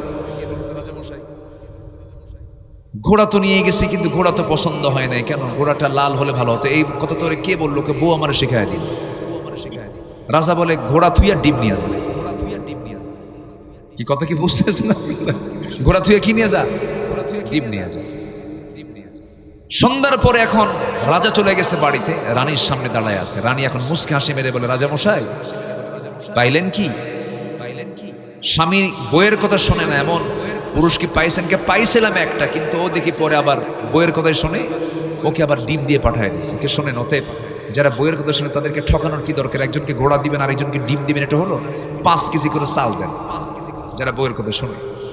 পরের দিন মন্ত্রী বর্গ নিয়ে, উজিরদেরকে নিয়ে বৈঠকে বসে বলতেছে যে, মাননীয় মন্ত্রী মহোদয়, ওই যারা স্বামীর কথা, যারা বইয়ের কথা শোনে, যে সমস্ত স্বামীরা, তাদেরকে ডিমটা না দিয়া 5 কেজি করে চাউল দাও। খাদ্যমন্ত্রী বলে, রাজামশাই এই পরামর্শ আপনাকে দিল কে? বউ আমার শেখায়। এই কথা কি বুঝতেছেন? তাহলে দেশের সব জনগণ বইয়ের কথা শোনে, এদিকে কে কথা কার শোনে? বলেন বলেন বলেন। রাজাও রানীর কথা শোনে। উপায় তো নাই, শুনতে হবে, মোহাব্বত তৈরি করতে হবে। বউ যদি কথা না শোনে তাকে সুন্দর করে বোঝাতে হবে। স্ত্রীর দায়িত্ব স্বামীকে ঠিক রাখা, স্বামীর দায়িত্ব হচ্ছে স্ত্রীকে ঠিক রাখা। আপনি কি জানেন, এই সম্পর্ক যদি ঠিক থাকে ইসলামের উপরে, এই সম্পর্ক জান্নাত পর্যন্ত গড়িয়ে নিয়ে যাবে। জোরে বলি সুবহানাল্লাহ, আর জোরে বলি সুবহানাল্লাহ। ধৈর্য সব জায়গায় দরকার আছে। ধৈর্য ছাড়া আপনি বিজয়ী হতে পারবেন না, ধৈর্য ছাড়া আপনি ব্যবসাও করতে পারবেন না, ধৈর্য ছাড়া আপনি কোথাও টিকতে পারবেন না। আল্লাহ রাব্বুল আলামিন বলেন, বিপদ যখন আসবে সেই সময় তোমার দায়িত্ব হলো, আল্লাযীনা ইযা আসাবাতুহুম মুসিবাতুন ক্বালু ইন্না লিল্লাহি ওয়া ইন্না ইলাইহি রাজিউন। যখন কোনো বিপদ আসবে, মুসিবত আসবে, সেই সময় তোমরা বলে ফেলবে, যা কিছু হয় কার পক্ষ থেকে হয়? আসতে বলবেন না, কার পক্ষ থেকে হয়? আল্লাহর পক্ষ থেকে হয়। এবং ফিরে যেতে হবে কার কাছে? আল্লাহর কাছে। সাইয়্যিদনা লোকমান তার সন্তানকে 10 নম্বর নসিহত করলেন, সন্তান অহংকার বসে মানুষকে অবজ্ঞা করবে না, হেয় করবে না, অহংকার দেখাবে না। ক্ষমতার অহংকার কিন্তু আছে। দেখেন, জুলাইয়ের যে আন্দোলন হলো, জুলাই মাসেই ওই বিগত সরকার যারা ছিল, তার সরকার প্রধান কি অহংকার তার মধ্যে, সে বলে ফেললো রাজাকারের নাতিপুতিরা চাকরি পাবে নাকি?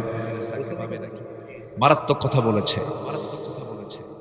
বললো যে আমরা কোটা চাই না, কোটা বিরোধী আন্দোলন করলো ওরা, কোটার সংস্কার চাইলো, কোটা বাতিল করতে হবে। জবাবে কি বললো? রাজাকারের নাতিপুতিরা চাকরি পাবে। এটা কি বিনয়ের কথা না অহংকারের কথা? অহংকার করবে যে ধ্বংস হবে তার। এটা কার কথা? আসতে বলবেন না, কার কথা? সম্পদ নিয়ে অহংকার করা যাবে না, ক্ষমতা নিয়ে অহংকার করা যাবে না। যখন দেখবেন কোনো ব্যক্তির ভিতরে অহংকার ঢুকে গেছে, ভাবতে হবে ওর মৃত্যু, ওর ধ্বংস খুব নিকটে, ঠিক কিনা? তাই আমরা দেখতে পাচ্ছি, যেদিন ফেরাউন বলেছিল আমি সবচাইতে বড় রব, সেই দিন আল্লাহ তাআলা তাকে আগুনে পানিতে চুবায় মারার সিদ্ধান্ত নিয়েছে। যেদিন বলেছিল নমরুদ জামার উপরে আর কোন রব আছে, সেই দিন আল্লাহ পাক সিদ্ধান্ত নিয়েছেন, নমরুদ তোর নাকের মধ্যে দিয়ে আমি অটিস্টিক মশা ঢুকায় দেব। কি মশা? অটিস্টিক মশা ঢুকায় দেব। ন্যাংরা না, অটিস্টিক মানে প্রতিবন্ধী, ওর হাত পা সবকিছু গোটা দেহ আসলে এমন প্রতিবন্ধী মশাকে আল্লাহ পাক তার জন্য সিলেক্ট করেছিলেন, কারণ অহংকার। নাম্বার 11 হলো দম্ভ ভরে চলাফেরা করা যাবে না। আমার নবীজি রাস্তা দিয়ে যখন হাঁটতেন দুই পায়ের দিকে তাকায়া, দুই বৃদ্ধাঙ্গুলের দিকে তাকায়া তাকায়া হাঁটতেন। অহংকার ছিল না তার মধ্যে, বিনয়ী হয়ে হাঁটতেন, বিনয়ী হয়ে চলতেন তিনি। নাম্বার 12 হলো চলাফেরায় মধ্যম পন্থা অবলম্বন করা। নাম্বার 13 হলো কণ্ঠস্বর নিচু করা। আপনারাই বলুন তো, নেতার আওয়াজ বেশি হবে না কর্মীর আওয়াজ বেশি হবে? কথার বলেন, কার আওয়াজ বলেন? বাপ মার আওয়াজ বেশি হবে না সন্তানদের আওয়াজ বেশি হবে? বলেন বলেন বলেন বলেন। ছাত্রের আওয়াজ বেশি হবে না শিক্ষকের আওয়াজ বড় বেশি হবে? শিক্ষকের আওয়াজ বড় হবে। শিক্ষক বড় জোর গলায় বলবেন, নেতা বড় জোর গলায় কথা বলবেন, বাপ মা বড় গলায় কথা বলবেন, সন্তানগুলো আস্তে করে কথা বলবে। আজকের সমাজে বলুন তো, পিতার আওয়াজ বেশি না সন্তানের আওয়াজ বেশি? শিক্ষকের আওয়াজ বেশি না ছাত্রের আওয়াজ বেশি? ছাত্রের আওয়াজ বেশি। বড় সম্মান, বড়দের সম্মান নাই, বাপ মার কোনো সম্মান নাই। এই সমস্ত কারণগুলো কেন হচ্ছে? পারিবারিক সবকগুলো নাই, পারিবারিক শিক্ষাগুলো নাই। সেই জন্য আল্লাহ রাব্বুল আলামিন পরিবারকে ঠিক করার জন্য আল্লাহ রাব্বুল আলামিন একটা সূরা দিয়েছেন, তার নাম কি বলেন? বলেন কোন সূরা? লোকমান। বলেন কোন সূরা? বলেন লোকমান। পরিবারকে ঠিক করো, সন্তানদেরকে ভালো বানাও। জোরে বলে সুবহানাল্লাহ। কালো কয়জন? বলেন কালো কয়জন? বলেছি কয়জনকে বলেন? একজন, তার নাম কি? লোকমান। নাম্বার 2 হচ্ছেন আমার নবীর অ্যাসিস্ট্যান্ট যিনি ছিলেন। নবী ছিলেন ইমাম, আর নবীর সেই মসজিদের মুয়াজ্জিন ছিলেন কে? বলেন কে? কে বলেন? বেলাল। বেলাল নামটা শুনলে না পরাণ জুড়ে যায়, জানেন? আহারে, আমার নবীর সাহাবীদের মধ্যে সবচাইতে বেশি মার খেয়েছেন যিনি, এবং পাশবিক কায়দায় যাকে মেরেছে তিনি হচ্ছেন বেলাল। আহা, আমি গত 2 বছর আগে রমজান মাসে ওমরায় গিয়েছিলাম। গত 2 বছর আগে রমজান মাসে ওমরায় গিয়েছিলাম। আমার এক বন্ধু নাম মিজান মারা গেছে, গত বছর ইন্তেকাল করেছেন। আমার বয়সে ছোট হবে। উনি আমাকে নিয়ে মেহমানদারি করলেন প্রায় 8 থেকে 10 দিন। আমাকে বলা হলো শুধু গোসল করা বাদে যত পানি লাগবে সমস্ত পানি জমজম ছাড়া আমি আপনাদের কিছু খাওয়াবো। জমজমের ওই জারগুলো নিয়ে আসতো, আমাকে খাওয়াতো, খুব আদর করেছে আলহামদুলিল্লাহ। উনি আমাকে ঘোরাচ্ছিলেন মক্কা বিভিন্ন জায়গায়। হঠাৎ করে রাস্তা দিয়ে চলতে এক পাশে একটা ফাঁকা জায়গা, ওই ফাঁকা জায়গা দেখেই আমাকে লক্ষ্য করে বলছেন, ভাইজান এই যে ফাঁকা জায়গা দেখতেছেন চতুর্দিকে বিল্ডিং হয়েছে, এই জায়গাটা ফাঁকা পড়ে আছে, এর পিছনে একটা বিশাল ইতিহাস আছে। কি? প্রত্যেকটা দিন যে লোকটা বেলালকে গলার মধ্যে রশিটা ধরে টেনে টেনে নিয়ে আসতো, সেই বেলালকে এই জায়গায় ধরে এনে তাকে নির্যাতন করা হতো। এই সেই বাত্তা কুরাইশ, এই জায়গায় মারা হতো। আমি গাড়ি থেকে নামলাম, 1500 বছর আগে স্মৃতিচারণ করলাম। হারে, সেই সময় এরকম পাকা রাস্তা ছিল না, বিদ্যুৎ ছিল না, পাহাড় দিয়ে ভরা ছিল। সেই দুর্গম পথে সাইয়েদনা বেলালকে সেই জায়গায় তার মনে পড়তো কি উঠে রশি যা দিয়ে বাঁধা হতো তা দিয়ে তার গলায় বেঁধে টেনে টেনে নিয়ে আসতো। একদিন বলে ফেললো, বেলাল শুনলাম তুমি নাকি কালেমা গ্রহণ করেছো, দিন গ্রহণ করেছো, কতটুকু সত্য? সাইয়েদনা বেলাল বললেন, ও আমার মনিব, আপনি আমাকে এমন করে প্রশ্ন করেন কেন? আপনি শুনবেন কেন? আপনি দেখেন, কুল হুয়াল্লাহু আহাদ আল্লাহুস সামাদ লাম ইয়ালিদ ওয়া লাম ইউলাদ ওয়া লাম ইয়াকুল লাহু। এরকম করে যখন আয়াতটা বলে ফেললেন, উমাইয়া তার মনিব উমাইয়ার রাগ দ্বিগুণ ডাবল বেড়ে গেল। মারতে মারতে সে নিজেই ক্লান্ত হয়ে গেল, বুকের উপরে বসে মারতে মারতে সে ক্লান্ত হয়ে গেল। এক পর্যায়ে শুধু আল্লাহর নাম বারবার নেয়, আল্লাহ হাদ আল্লাহ হাদ। মুখের মধ্যে বাম হাত ঢুকায়া দিয়া টান মেরে জিহবা বের করে বাবলা গাছের কাটা জিহবার মধ্যে ঢুকায়া দিল। ফিনকি দিয়ে রক্ত বের হয়ে গেল। রক্ত যখন বের হচ্ছে, মুখের আওয়াজ বন্ধ হয়ে গেছে। আল্লাহর নাম নেবেন কেমনে? উমাইয়া খিলখিল করে হাসি মেরে বলে, তোর আল্লাহ তো তোকে বাঁচাবে না, দেখ আমি তোর জিহ্বা অচল করে দিলাম। আল্লাহর জিকির করবি কেমনে? সঙ্গে সঙ্গে সাইয়েদনা বেলাল হাতটা উঁচু করে, নখটা উঁচু করে বলছেন, উমাইয়া তুমি আমার একটা অঙ্গ জিহবা অচল করে দিয়েছো, তাতে কি হয়েছে? আমি আমার আল্লাহর নামটা আমি আমার দিলের মধ্যে আমি অঙ্কন করে নিয়েছি। যেরকম সুবহানাল্লাহ। মারতে মারতে রক্তাক্ত করে ফেলেছিল বেলালকে। নবীর কানে সংবাদ গেল, রাসূল বলছেন সাহাবীরা, আমার বেলালকে কে মুক্ত করে আনবে? যে মুক্ত করে আনবে আল্লাহ তার জন্য জান্নাতের দরজা খুলে দিবেন। সঙ্গে সঙ্গে সাইয়েদনা আবু বকর আমার নবীর সামনে দাঁড়ায় বলছেন, হুজুর আপনি আমাকে পারমিশন দিয়ে দেন। এই কথা শোনার সঙ্গে সঙ্গে রাসূল বলছেন, যাও তুমি মুক্ত করে আনো। স্বর্ণ মুদ্রা হাতের মধ্যে নিলেন। ধনী সাহাবী ছিলেন, উমাইয়ার মুখের সামনে গিয়ে স্বর্ণ মুদ্রা নিক্ষেপ করে বেলালকে মুক্ত করে এনে নবীর সামনে যখন হাজির করলেন, রাসূল বলছেন, বেলাল রে, তোমাকে কেমন পরিমাণ মেরেছে আমি বুঝতে পেরেছি। এমন তো কালো মানুষ, আবার তার উপরে জখমের চিহ্ন আরো কালো হয়ে গেছে। মাথা থেকে পা পর্যন্ত কোনো দাগ, কোনো জায়গা নেই, দাগ পড়া বাদ ছিল। আমার নবীজি শুধু বললেন, বেলাল চিন্তা করো না, তোমার রক্ত জমিনে স্পর্শ করেছে, তুমি দেখতে পাবে এই জমিনেই আল্লাহর দিন কায়েম হয়ে গেছে। যেরকম সুবহানাল্লাহ। আমার নবীজি ইমাম মুয়াজ্জিনকে বলেন, বেলাল, সেই বেলালের আজানের মধ্যে তেমন সুর ছিল না, ঝংকার ছিল না, কিন্তু তার আজান তার শাজিম পর্যন্ত চলে গেছে। আমার বন্ধুগণ, আর শাজিম ছেয়ে গেছে। সাইয়েদনা বেলাল রাদিয়াল্লাহু আনহুর আজান শুনতেন আমার নবীজি। আমার নবীজির সামনে গিয়ে বসতেন, তিনি আজান দিতেন। যখন তিনি 3 নম্বর লাইনে যখন বলতেন, আশহাদু আন্না মুহাম্মাদার রাসূলুল্লাহ, রাসূলের দিকে শাহাদাত আঙ্গুলে উঁচু করে দেখায় বলতেন, আশহাদু আন্না মুহাম্মাদার রাসূলুল্লাহ। বারবার রাসূলকে দেখে দেখে আজান দিতেন। কিন্তু যখন রাসূল ইন্তেকাল করলেন, ইন্তেকালের পরের দিন থেকে শুরু করে নিয়ে মৃত্যুর দিন পর্যন্ত বেলাল কোনদিন মদিনার মসজিদে আজান দেন নাই। খলিফারা বারবার বলতেন, আবু বকর, তিনি বলতেন, ও আমার ভাই বেলাল, আজানটা দাও, আমরা তৃপ্তি ভরে শুনতে চাই। সাইয়েদনা ওমর বলতেন, ভাই বেলাল তুমি আজানটা দাও, তৃপ্তি ভরে শুনতে চাই। তিনি কেঁদে কেঁদে বলতেন, শোনো আমার ভাইয়েরা, আমি সারা জীবন আজান দিয়েছি, রাসূলকে দেখে দেখে, জিন্দা রাসূলকে দেখে দেখে আজান দিয়েছি। আমাকে আজানের জন্য বলো না, কারণ আমি যদি আজান দিতে গিয়ে যদি রাসূলকে না দেখতে পাই, বুক ফেটে মারা যাবো, আমি আজান দিতে পারবো না। রাসূল শূন্য দুনিয়ার মসজিদে আমি আজান দিতে চাই। নবীর প্রতি আঘাত বিশ্বাস, অগাধ প্রেম তাদের মাঝে কাজ করেছে, নবীর প্রতি সম্মান তাদের মধ্যে কাজ করেছে। সাইয়েদনা বেলাল লোকটা ছিলেন কালো, কিন্তু ভিতরটা ছিল আলো। আমরা বাইরেরটা আমরা আলো করব না, ভিতরেরটা আলো করব। বলেন কোনটা কোনটা কোনটা? ভিতরেরটা আলো করবো, বাইরেটা যা থাকে থাকুক, ভিতরেরটা আমরা আলো করব। কালো মোট কয়জন বলেন? আজ তুলব না, কয়জন বলেন? 3 জনের মধ্যে 1 নাম্বার কার নাম বলেছি বলেন? লোকমান। নাম্বার 2 বলেন বেলাল। ওইদিকে লোকমানের নসিহত শুনেছি কয়টা বলেন?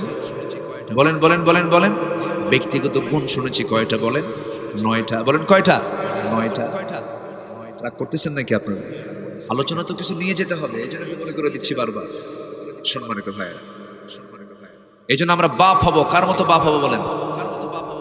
জোরে বলেন, কার মতো বাপ হব? লোকমানের মতো বাপ হব। দাউদ আলাইহিস সালামের মতো পরিশ্রমী হব। দাউদ আলাইহিস সালাম লোহা পিটাতেন। কি পিটাতেন বলেন? লোহা পিটানো কি সহজ কাজ না কঠিন কাজ?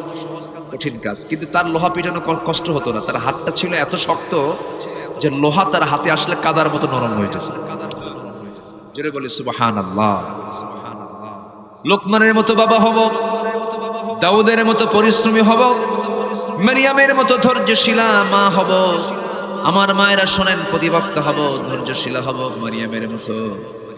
এরপরে আয়েশার মতো শিক্ষিতা হতে হবে মায়েরা, খাদিজার মতো নবী ভক্ত হতে হবে, সুলাইমানের মতো নাইবান শাসক হতে হবে, মুসার মতো সাহসী দায়ী হতে হবে। ফিরআউনকে কালিমার দাওয়াত দিতে গিয়ে ভয় পান নাই কোন নবী? বলেন কোন নবী? যে সোজা দাঁড়ায় বলতেছে, এই ফিরআউন কালেমা পড়। আল্লাহু আকবার বলেন। ফিরআউনকে এত জোরে হাক ডাক কেন? আল্লাহ মানে পাঠায় দিছে, তোর সঙ্গে এটাকে আমার ভাই হারুন, সে আল্লাহর নবী। ফিরআউনকে তোর আল্লাহর কাজ নাই কাম নাই, একই ঘরে 2 নবী। মেজাজ গেছে বেড়ে, তরবারি বের করে, কি বলে, হাতের লাঠি বের করে বলতেছে, ফিরআউন এই যে লাঠি কিন্তু আছে, ভালো করে কথা কও। আল্লাহু আকবার বল।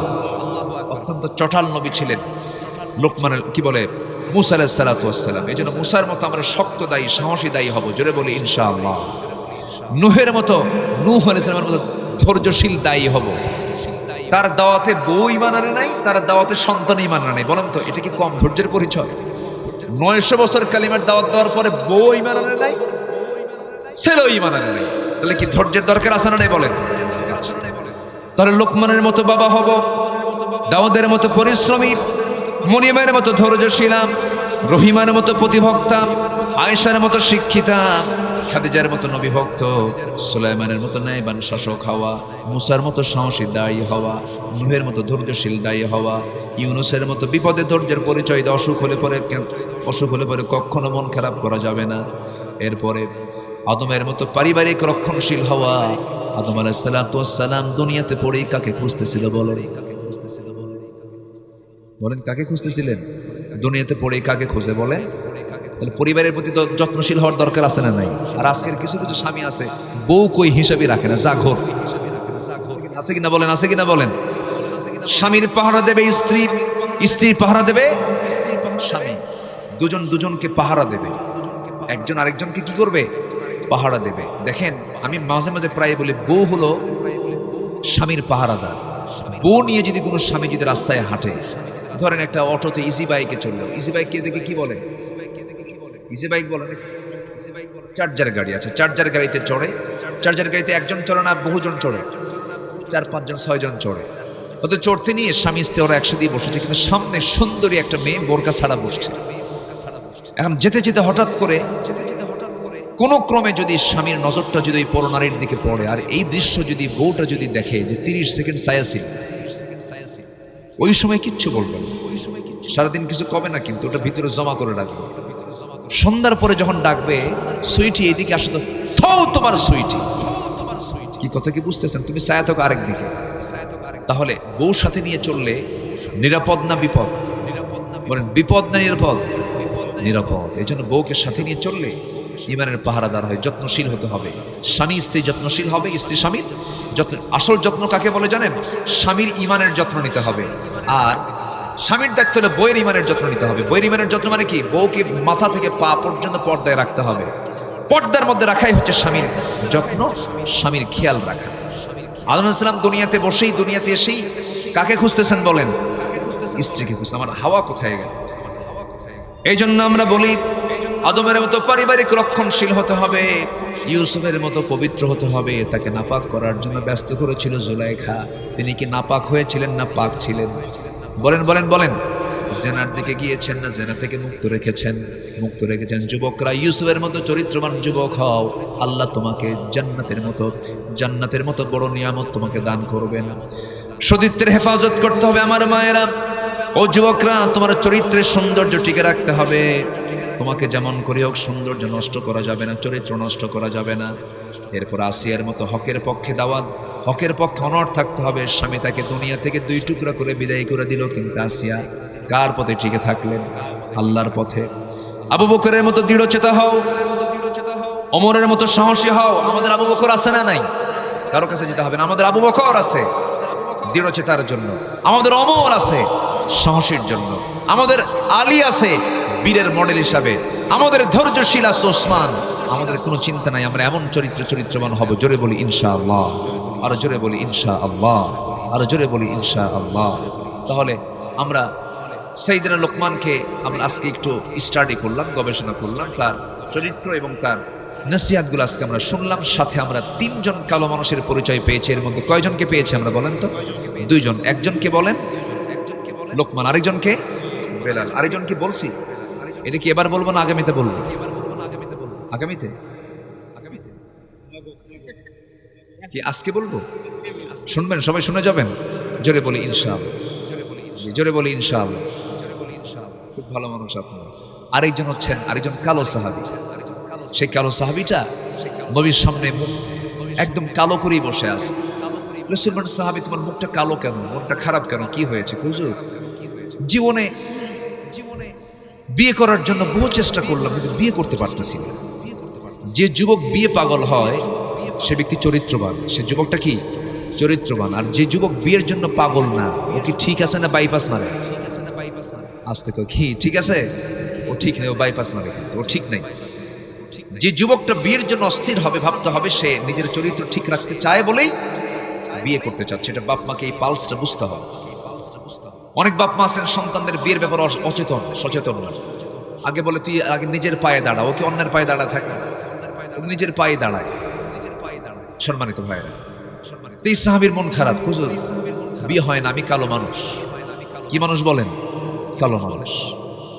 রাসূল বললেন, কে বলেছে বিয়ে হবে না? অবশ্যই তোমার বিয়ে হবে, বিয়ের দায়িত্ব আমি রাসূল নিজের কাঁধে নিয়ে নিলাম, যাও। সাহাবী খুব খুশি, হুজুর কোন মহিলা বলেন?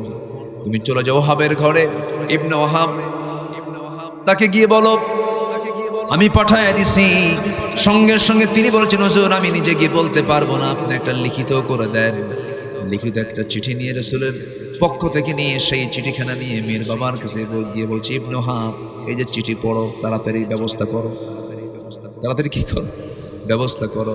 যখন দেওয়া হলো, ওই চিঠিখানা পড়ে যখন দেখতেছেন নবীর পক্ষ থেকে এসেছে, বাপ খুশি হয়ে গেছে, হারে আমার জন্য রাসূল চিন্তা করে, আমার মেয়ের জন্য রাসূল চিন্তা করে। কিন্তু নিজের সন্তানের দিকে, মেয়ের দিকে চিন্তা করে, ছেলের দিকে তাকায় মনে মনে ভাবতেছে, আমার মেয়ে তো আকাশের পূর্ণিমার চাঁদ, কিন্তু ছেলেটা কালো, কি যেন হয়, বিয়েটা দেবো কেমন করে? এই চিন্তা মাথায় নিয়ে বলছে, বিয়ে তো দেবো, কিন্তু আমার মেয়ের তো অনুমতি লাগবে, একটু অনুমতির প্রয়োজন আছে। এই কথা বলেই ভিতরে চলে গেছে। এইদিকে মেয়েটা দেয়াল ঘেঁষে ঘেঁষে সমস্ত কথাগুলো শুনে নিয়ে এবার বলতেছে, বাপ এসে বলতেছে, মা একটা ছেলে রাসূল পাঠায় দিছে, কিন্তু ছেলেটা কালো। চোখে পানি টলমল করে, কান্নাকাটি করে। এবার বাপ বলছে, মা তুমি কান্দো কেন? বুঝতে পেরেছি তোমার মনে হয় পছন্দ হয় না, এই যাও, বিয়ে হবে না। আরো কান্নাকাটি করে এক পর্যায়ে মেয়ে বলতেছে, আব্বা বুঝতে ভুল করেন কেন? জাগতিক জীবনে আমার যদি কোনো বিয়ে হয়, নবীর পছন্দ করে সেই কালো ছেলেটাই আমার জীবনের একমাত্র স্বামী হবে। জোরে কোন সুবহানাল্লাহ। কালো করেন কে? আস্তে করেন কেন? কালো করেন কে? লম্বা করেন কে? খাটো করেন কে? মোটা করেন কে? দোষ কার? আল্লাহ। আল্লাহর দোষ। ফয়সালা কার? আসতে বলুন, ফয়সালা কার? অতএব কাউকে আপনি কালো বলে গালমন্দ করবেন, আপনি কাকে গালি দিচ্ছেন? কার দোষ ধরতেছেন? বউটা যদি একটু কালো হয়, মাঝে মাঝে খোঁটা মারে, তোর একটা চেহারা হলো, সুমনের বউ দেখতে কত সুন্দর, দেখেন কত বড় লুচ্চা, আছে কিনা বলেন? অন্যের বইয়ের দিকে তাকায় নিজের বইয়ের দুর্নাম করে, এরকম পাবলিক আসান নেই বলেন তো? ওটাকে চরিত্রবান না লুচ্চা মানুষ? দুষ্ট মানুষ, লুচ্চামি করে বেড়াবে। অন্যের বইয়ের দিকে আপনি তাকাবেন কেন?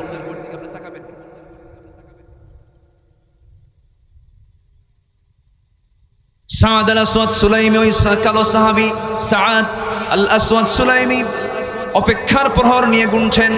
ভিতর থেকে মীর বাপ এসে হাস্যজ্জ্বল চেহারা বলতেছে, সাদ তোমার কপাল খুলে গেছে, আমার মেয়ে রাজি হয়ে গেছে, আমিও তো রাজি।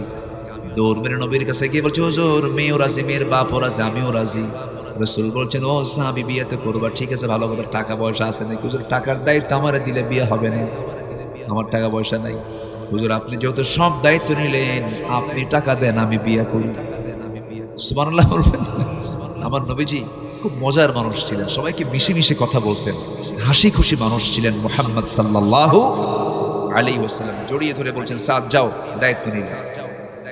নিজের জামাইকে ডাক দিয়ে বলেন, ওসমান 200 দিরহাম দাও। নোমান, তুমি 200 দিরহাম দাও। 400 দিরহাম নিয়ে বিয়ের বাজার করতে গেছেন। বাজার করতে নিয়ে এক সাহাবী বলছে, সাদ বিয়ের বাজার তো করো, তুমি কি জানো যুদ্ধের ডাক এসে গেছে, কি করবা বলো? সঙ্গে সঙ্গে কিছুক্ষণ চিন্তা করেই ভাবলেন, না বারবার বিয়ে করার সুযোগ হবে, বিয়ের পিড়িতে বসতে পারবো, কিন্তু জিহাদের ডাক তো বারবার আমার জীবনে নাও আসতে পারে। জিহাদকে প্রাধান্য দিয়া যুদ্ধের ময়দানে যাবেন, ঘোড়া কিনলেন, তরবারে কিনলেন, যুদ্ধে শামিল হলেন। যুদ্ধ করতে নিয়ে সাদ দুনিয়া থেকে বিদায় হয়ে গেলেন। নবীর কানে সংবাদ গেল, হুজুর সাদ তো বেঁচে নাই। কোন সাদ? যে সাদের বিয়ের কথা গতকালকে ছিল। রাসূল বললেন, ও আমার সাহাবীরা, আমাকে নিয়ে যাও। নিয়ে যাওয়া হলো। রাসূল দেখতে পেলেন তার মাথাটা বিচ্ছিন্ন হয়ে পড়ে আছে। আমার নবীজি সাহাবীর লাশটা দেখে একবার হাসেন, একবার কান্না করেন। বলা হলো, আপনি এমনটা আচরণ করছেন কেন? আপনার আচরণ তেমন এর আগে দেখি নাই।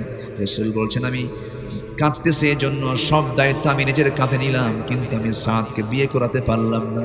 দুনিয়াতে একজন নারীর সে স্বাদ গ্রহণ করতে পারলো না। আর আমি হাসতেছি, এজন্য আমি নিজের চোখে দেখতে পেতেছি আমার সাদকে জান্নাতের হুরগুলো টেনে টেনে জান্নাতের দিকে নিয়ে চলে যেতেছে। জোরে বলুন সুবহানাল্লাহ। আরো জোরে বলুন সুবহানাল্লাহ। কালো বিখ্যাত মানুষ কয়জন বলেন? আমি বলছি কয়জনের কথা, আমার আলোচনাও শেষ। সবাইকে ফজর পড়বেন, সবাইকে ফজর পড়বেন, সবাইকে ফজর পড়বেন। ফজর পড়বেন কারা কারা? একটা হাত তুলে দেখান। জোরে বলি, ইয়া আল্লাহ আমাদেরকে ফজর, জোহর, আসর, মাগরিব, এশা 5 ওয়াক্ত সালাত আদায় করার তৌফিক তুমি আল্লাহ দিয়ে দাও। জোরে বলি আমিন, আরো জোরে আমিন, আরো জোরে আমিন। হাত তুলে আমিন। আমি অনেক কষ্ট দিয়ে ফেলেছি, অনেক রাত করে ফেলেছি। আজ 1:45 মতো বাজে, সবাই বসো।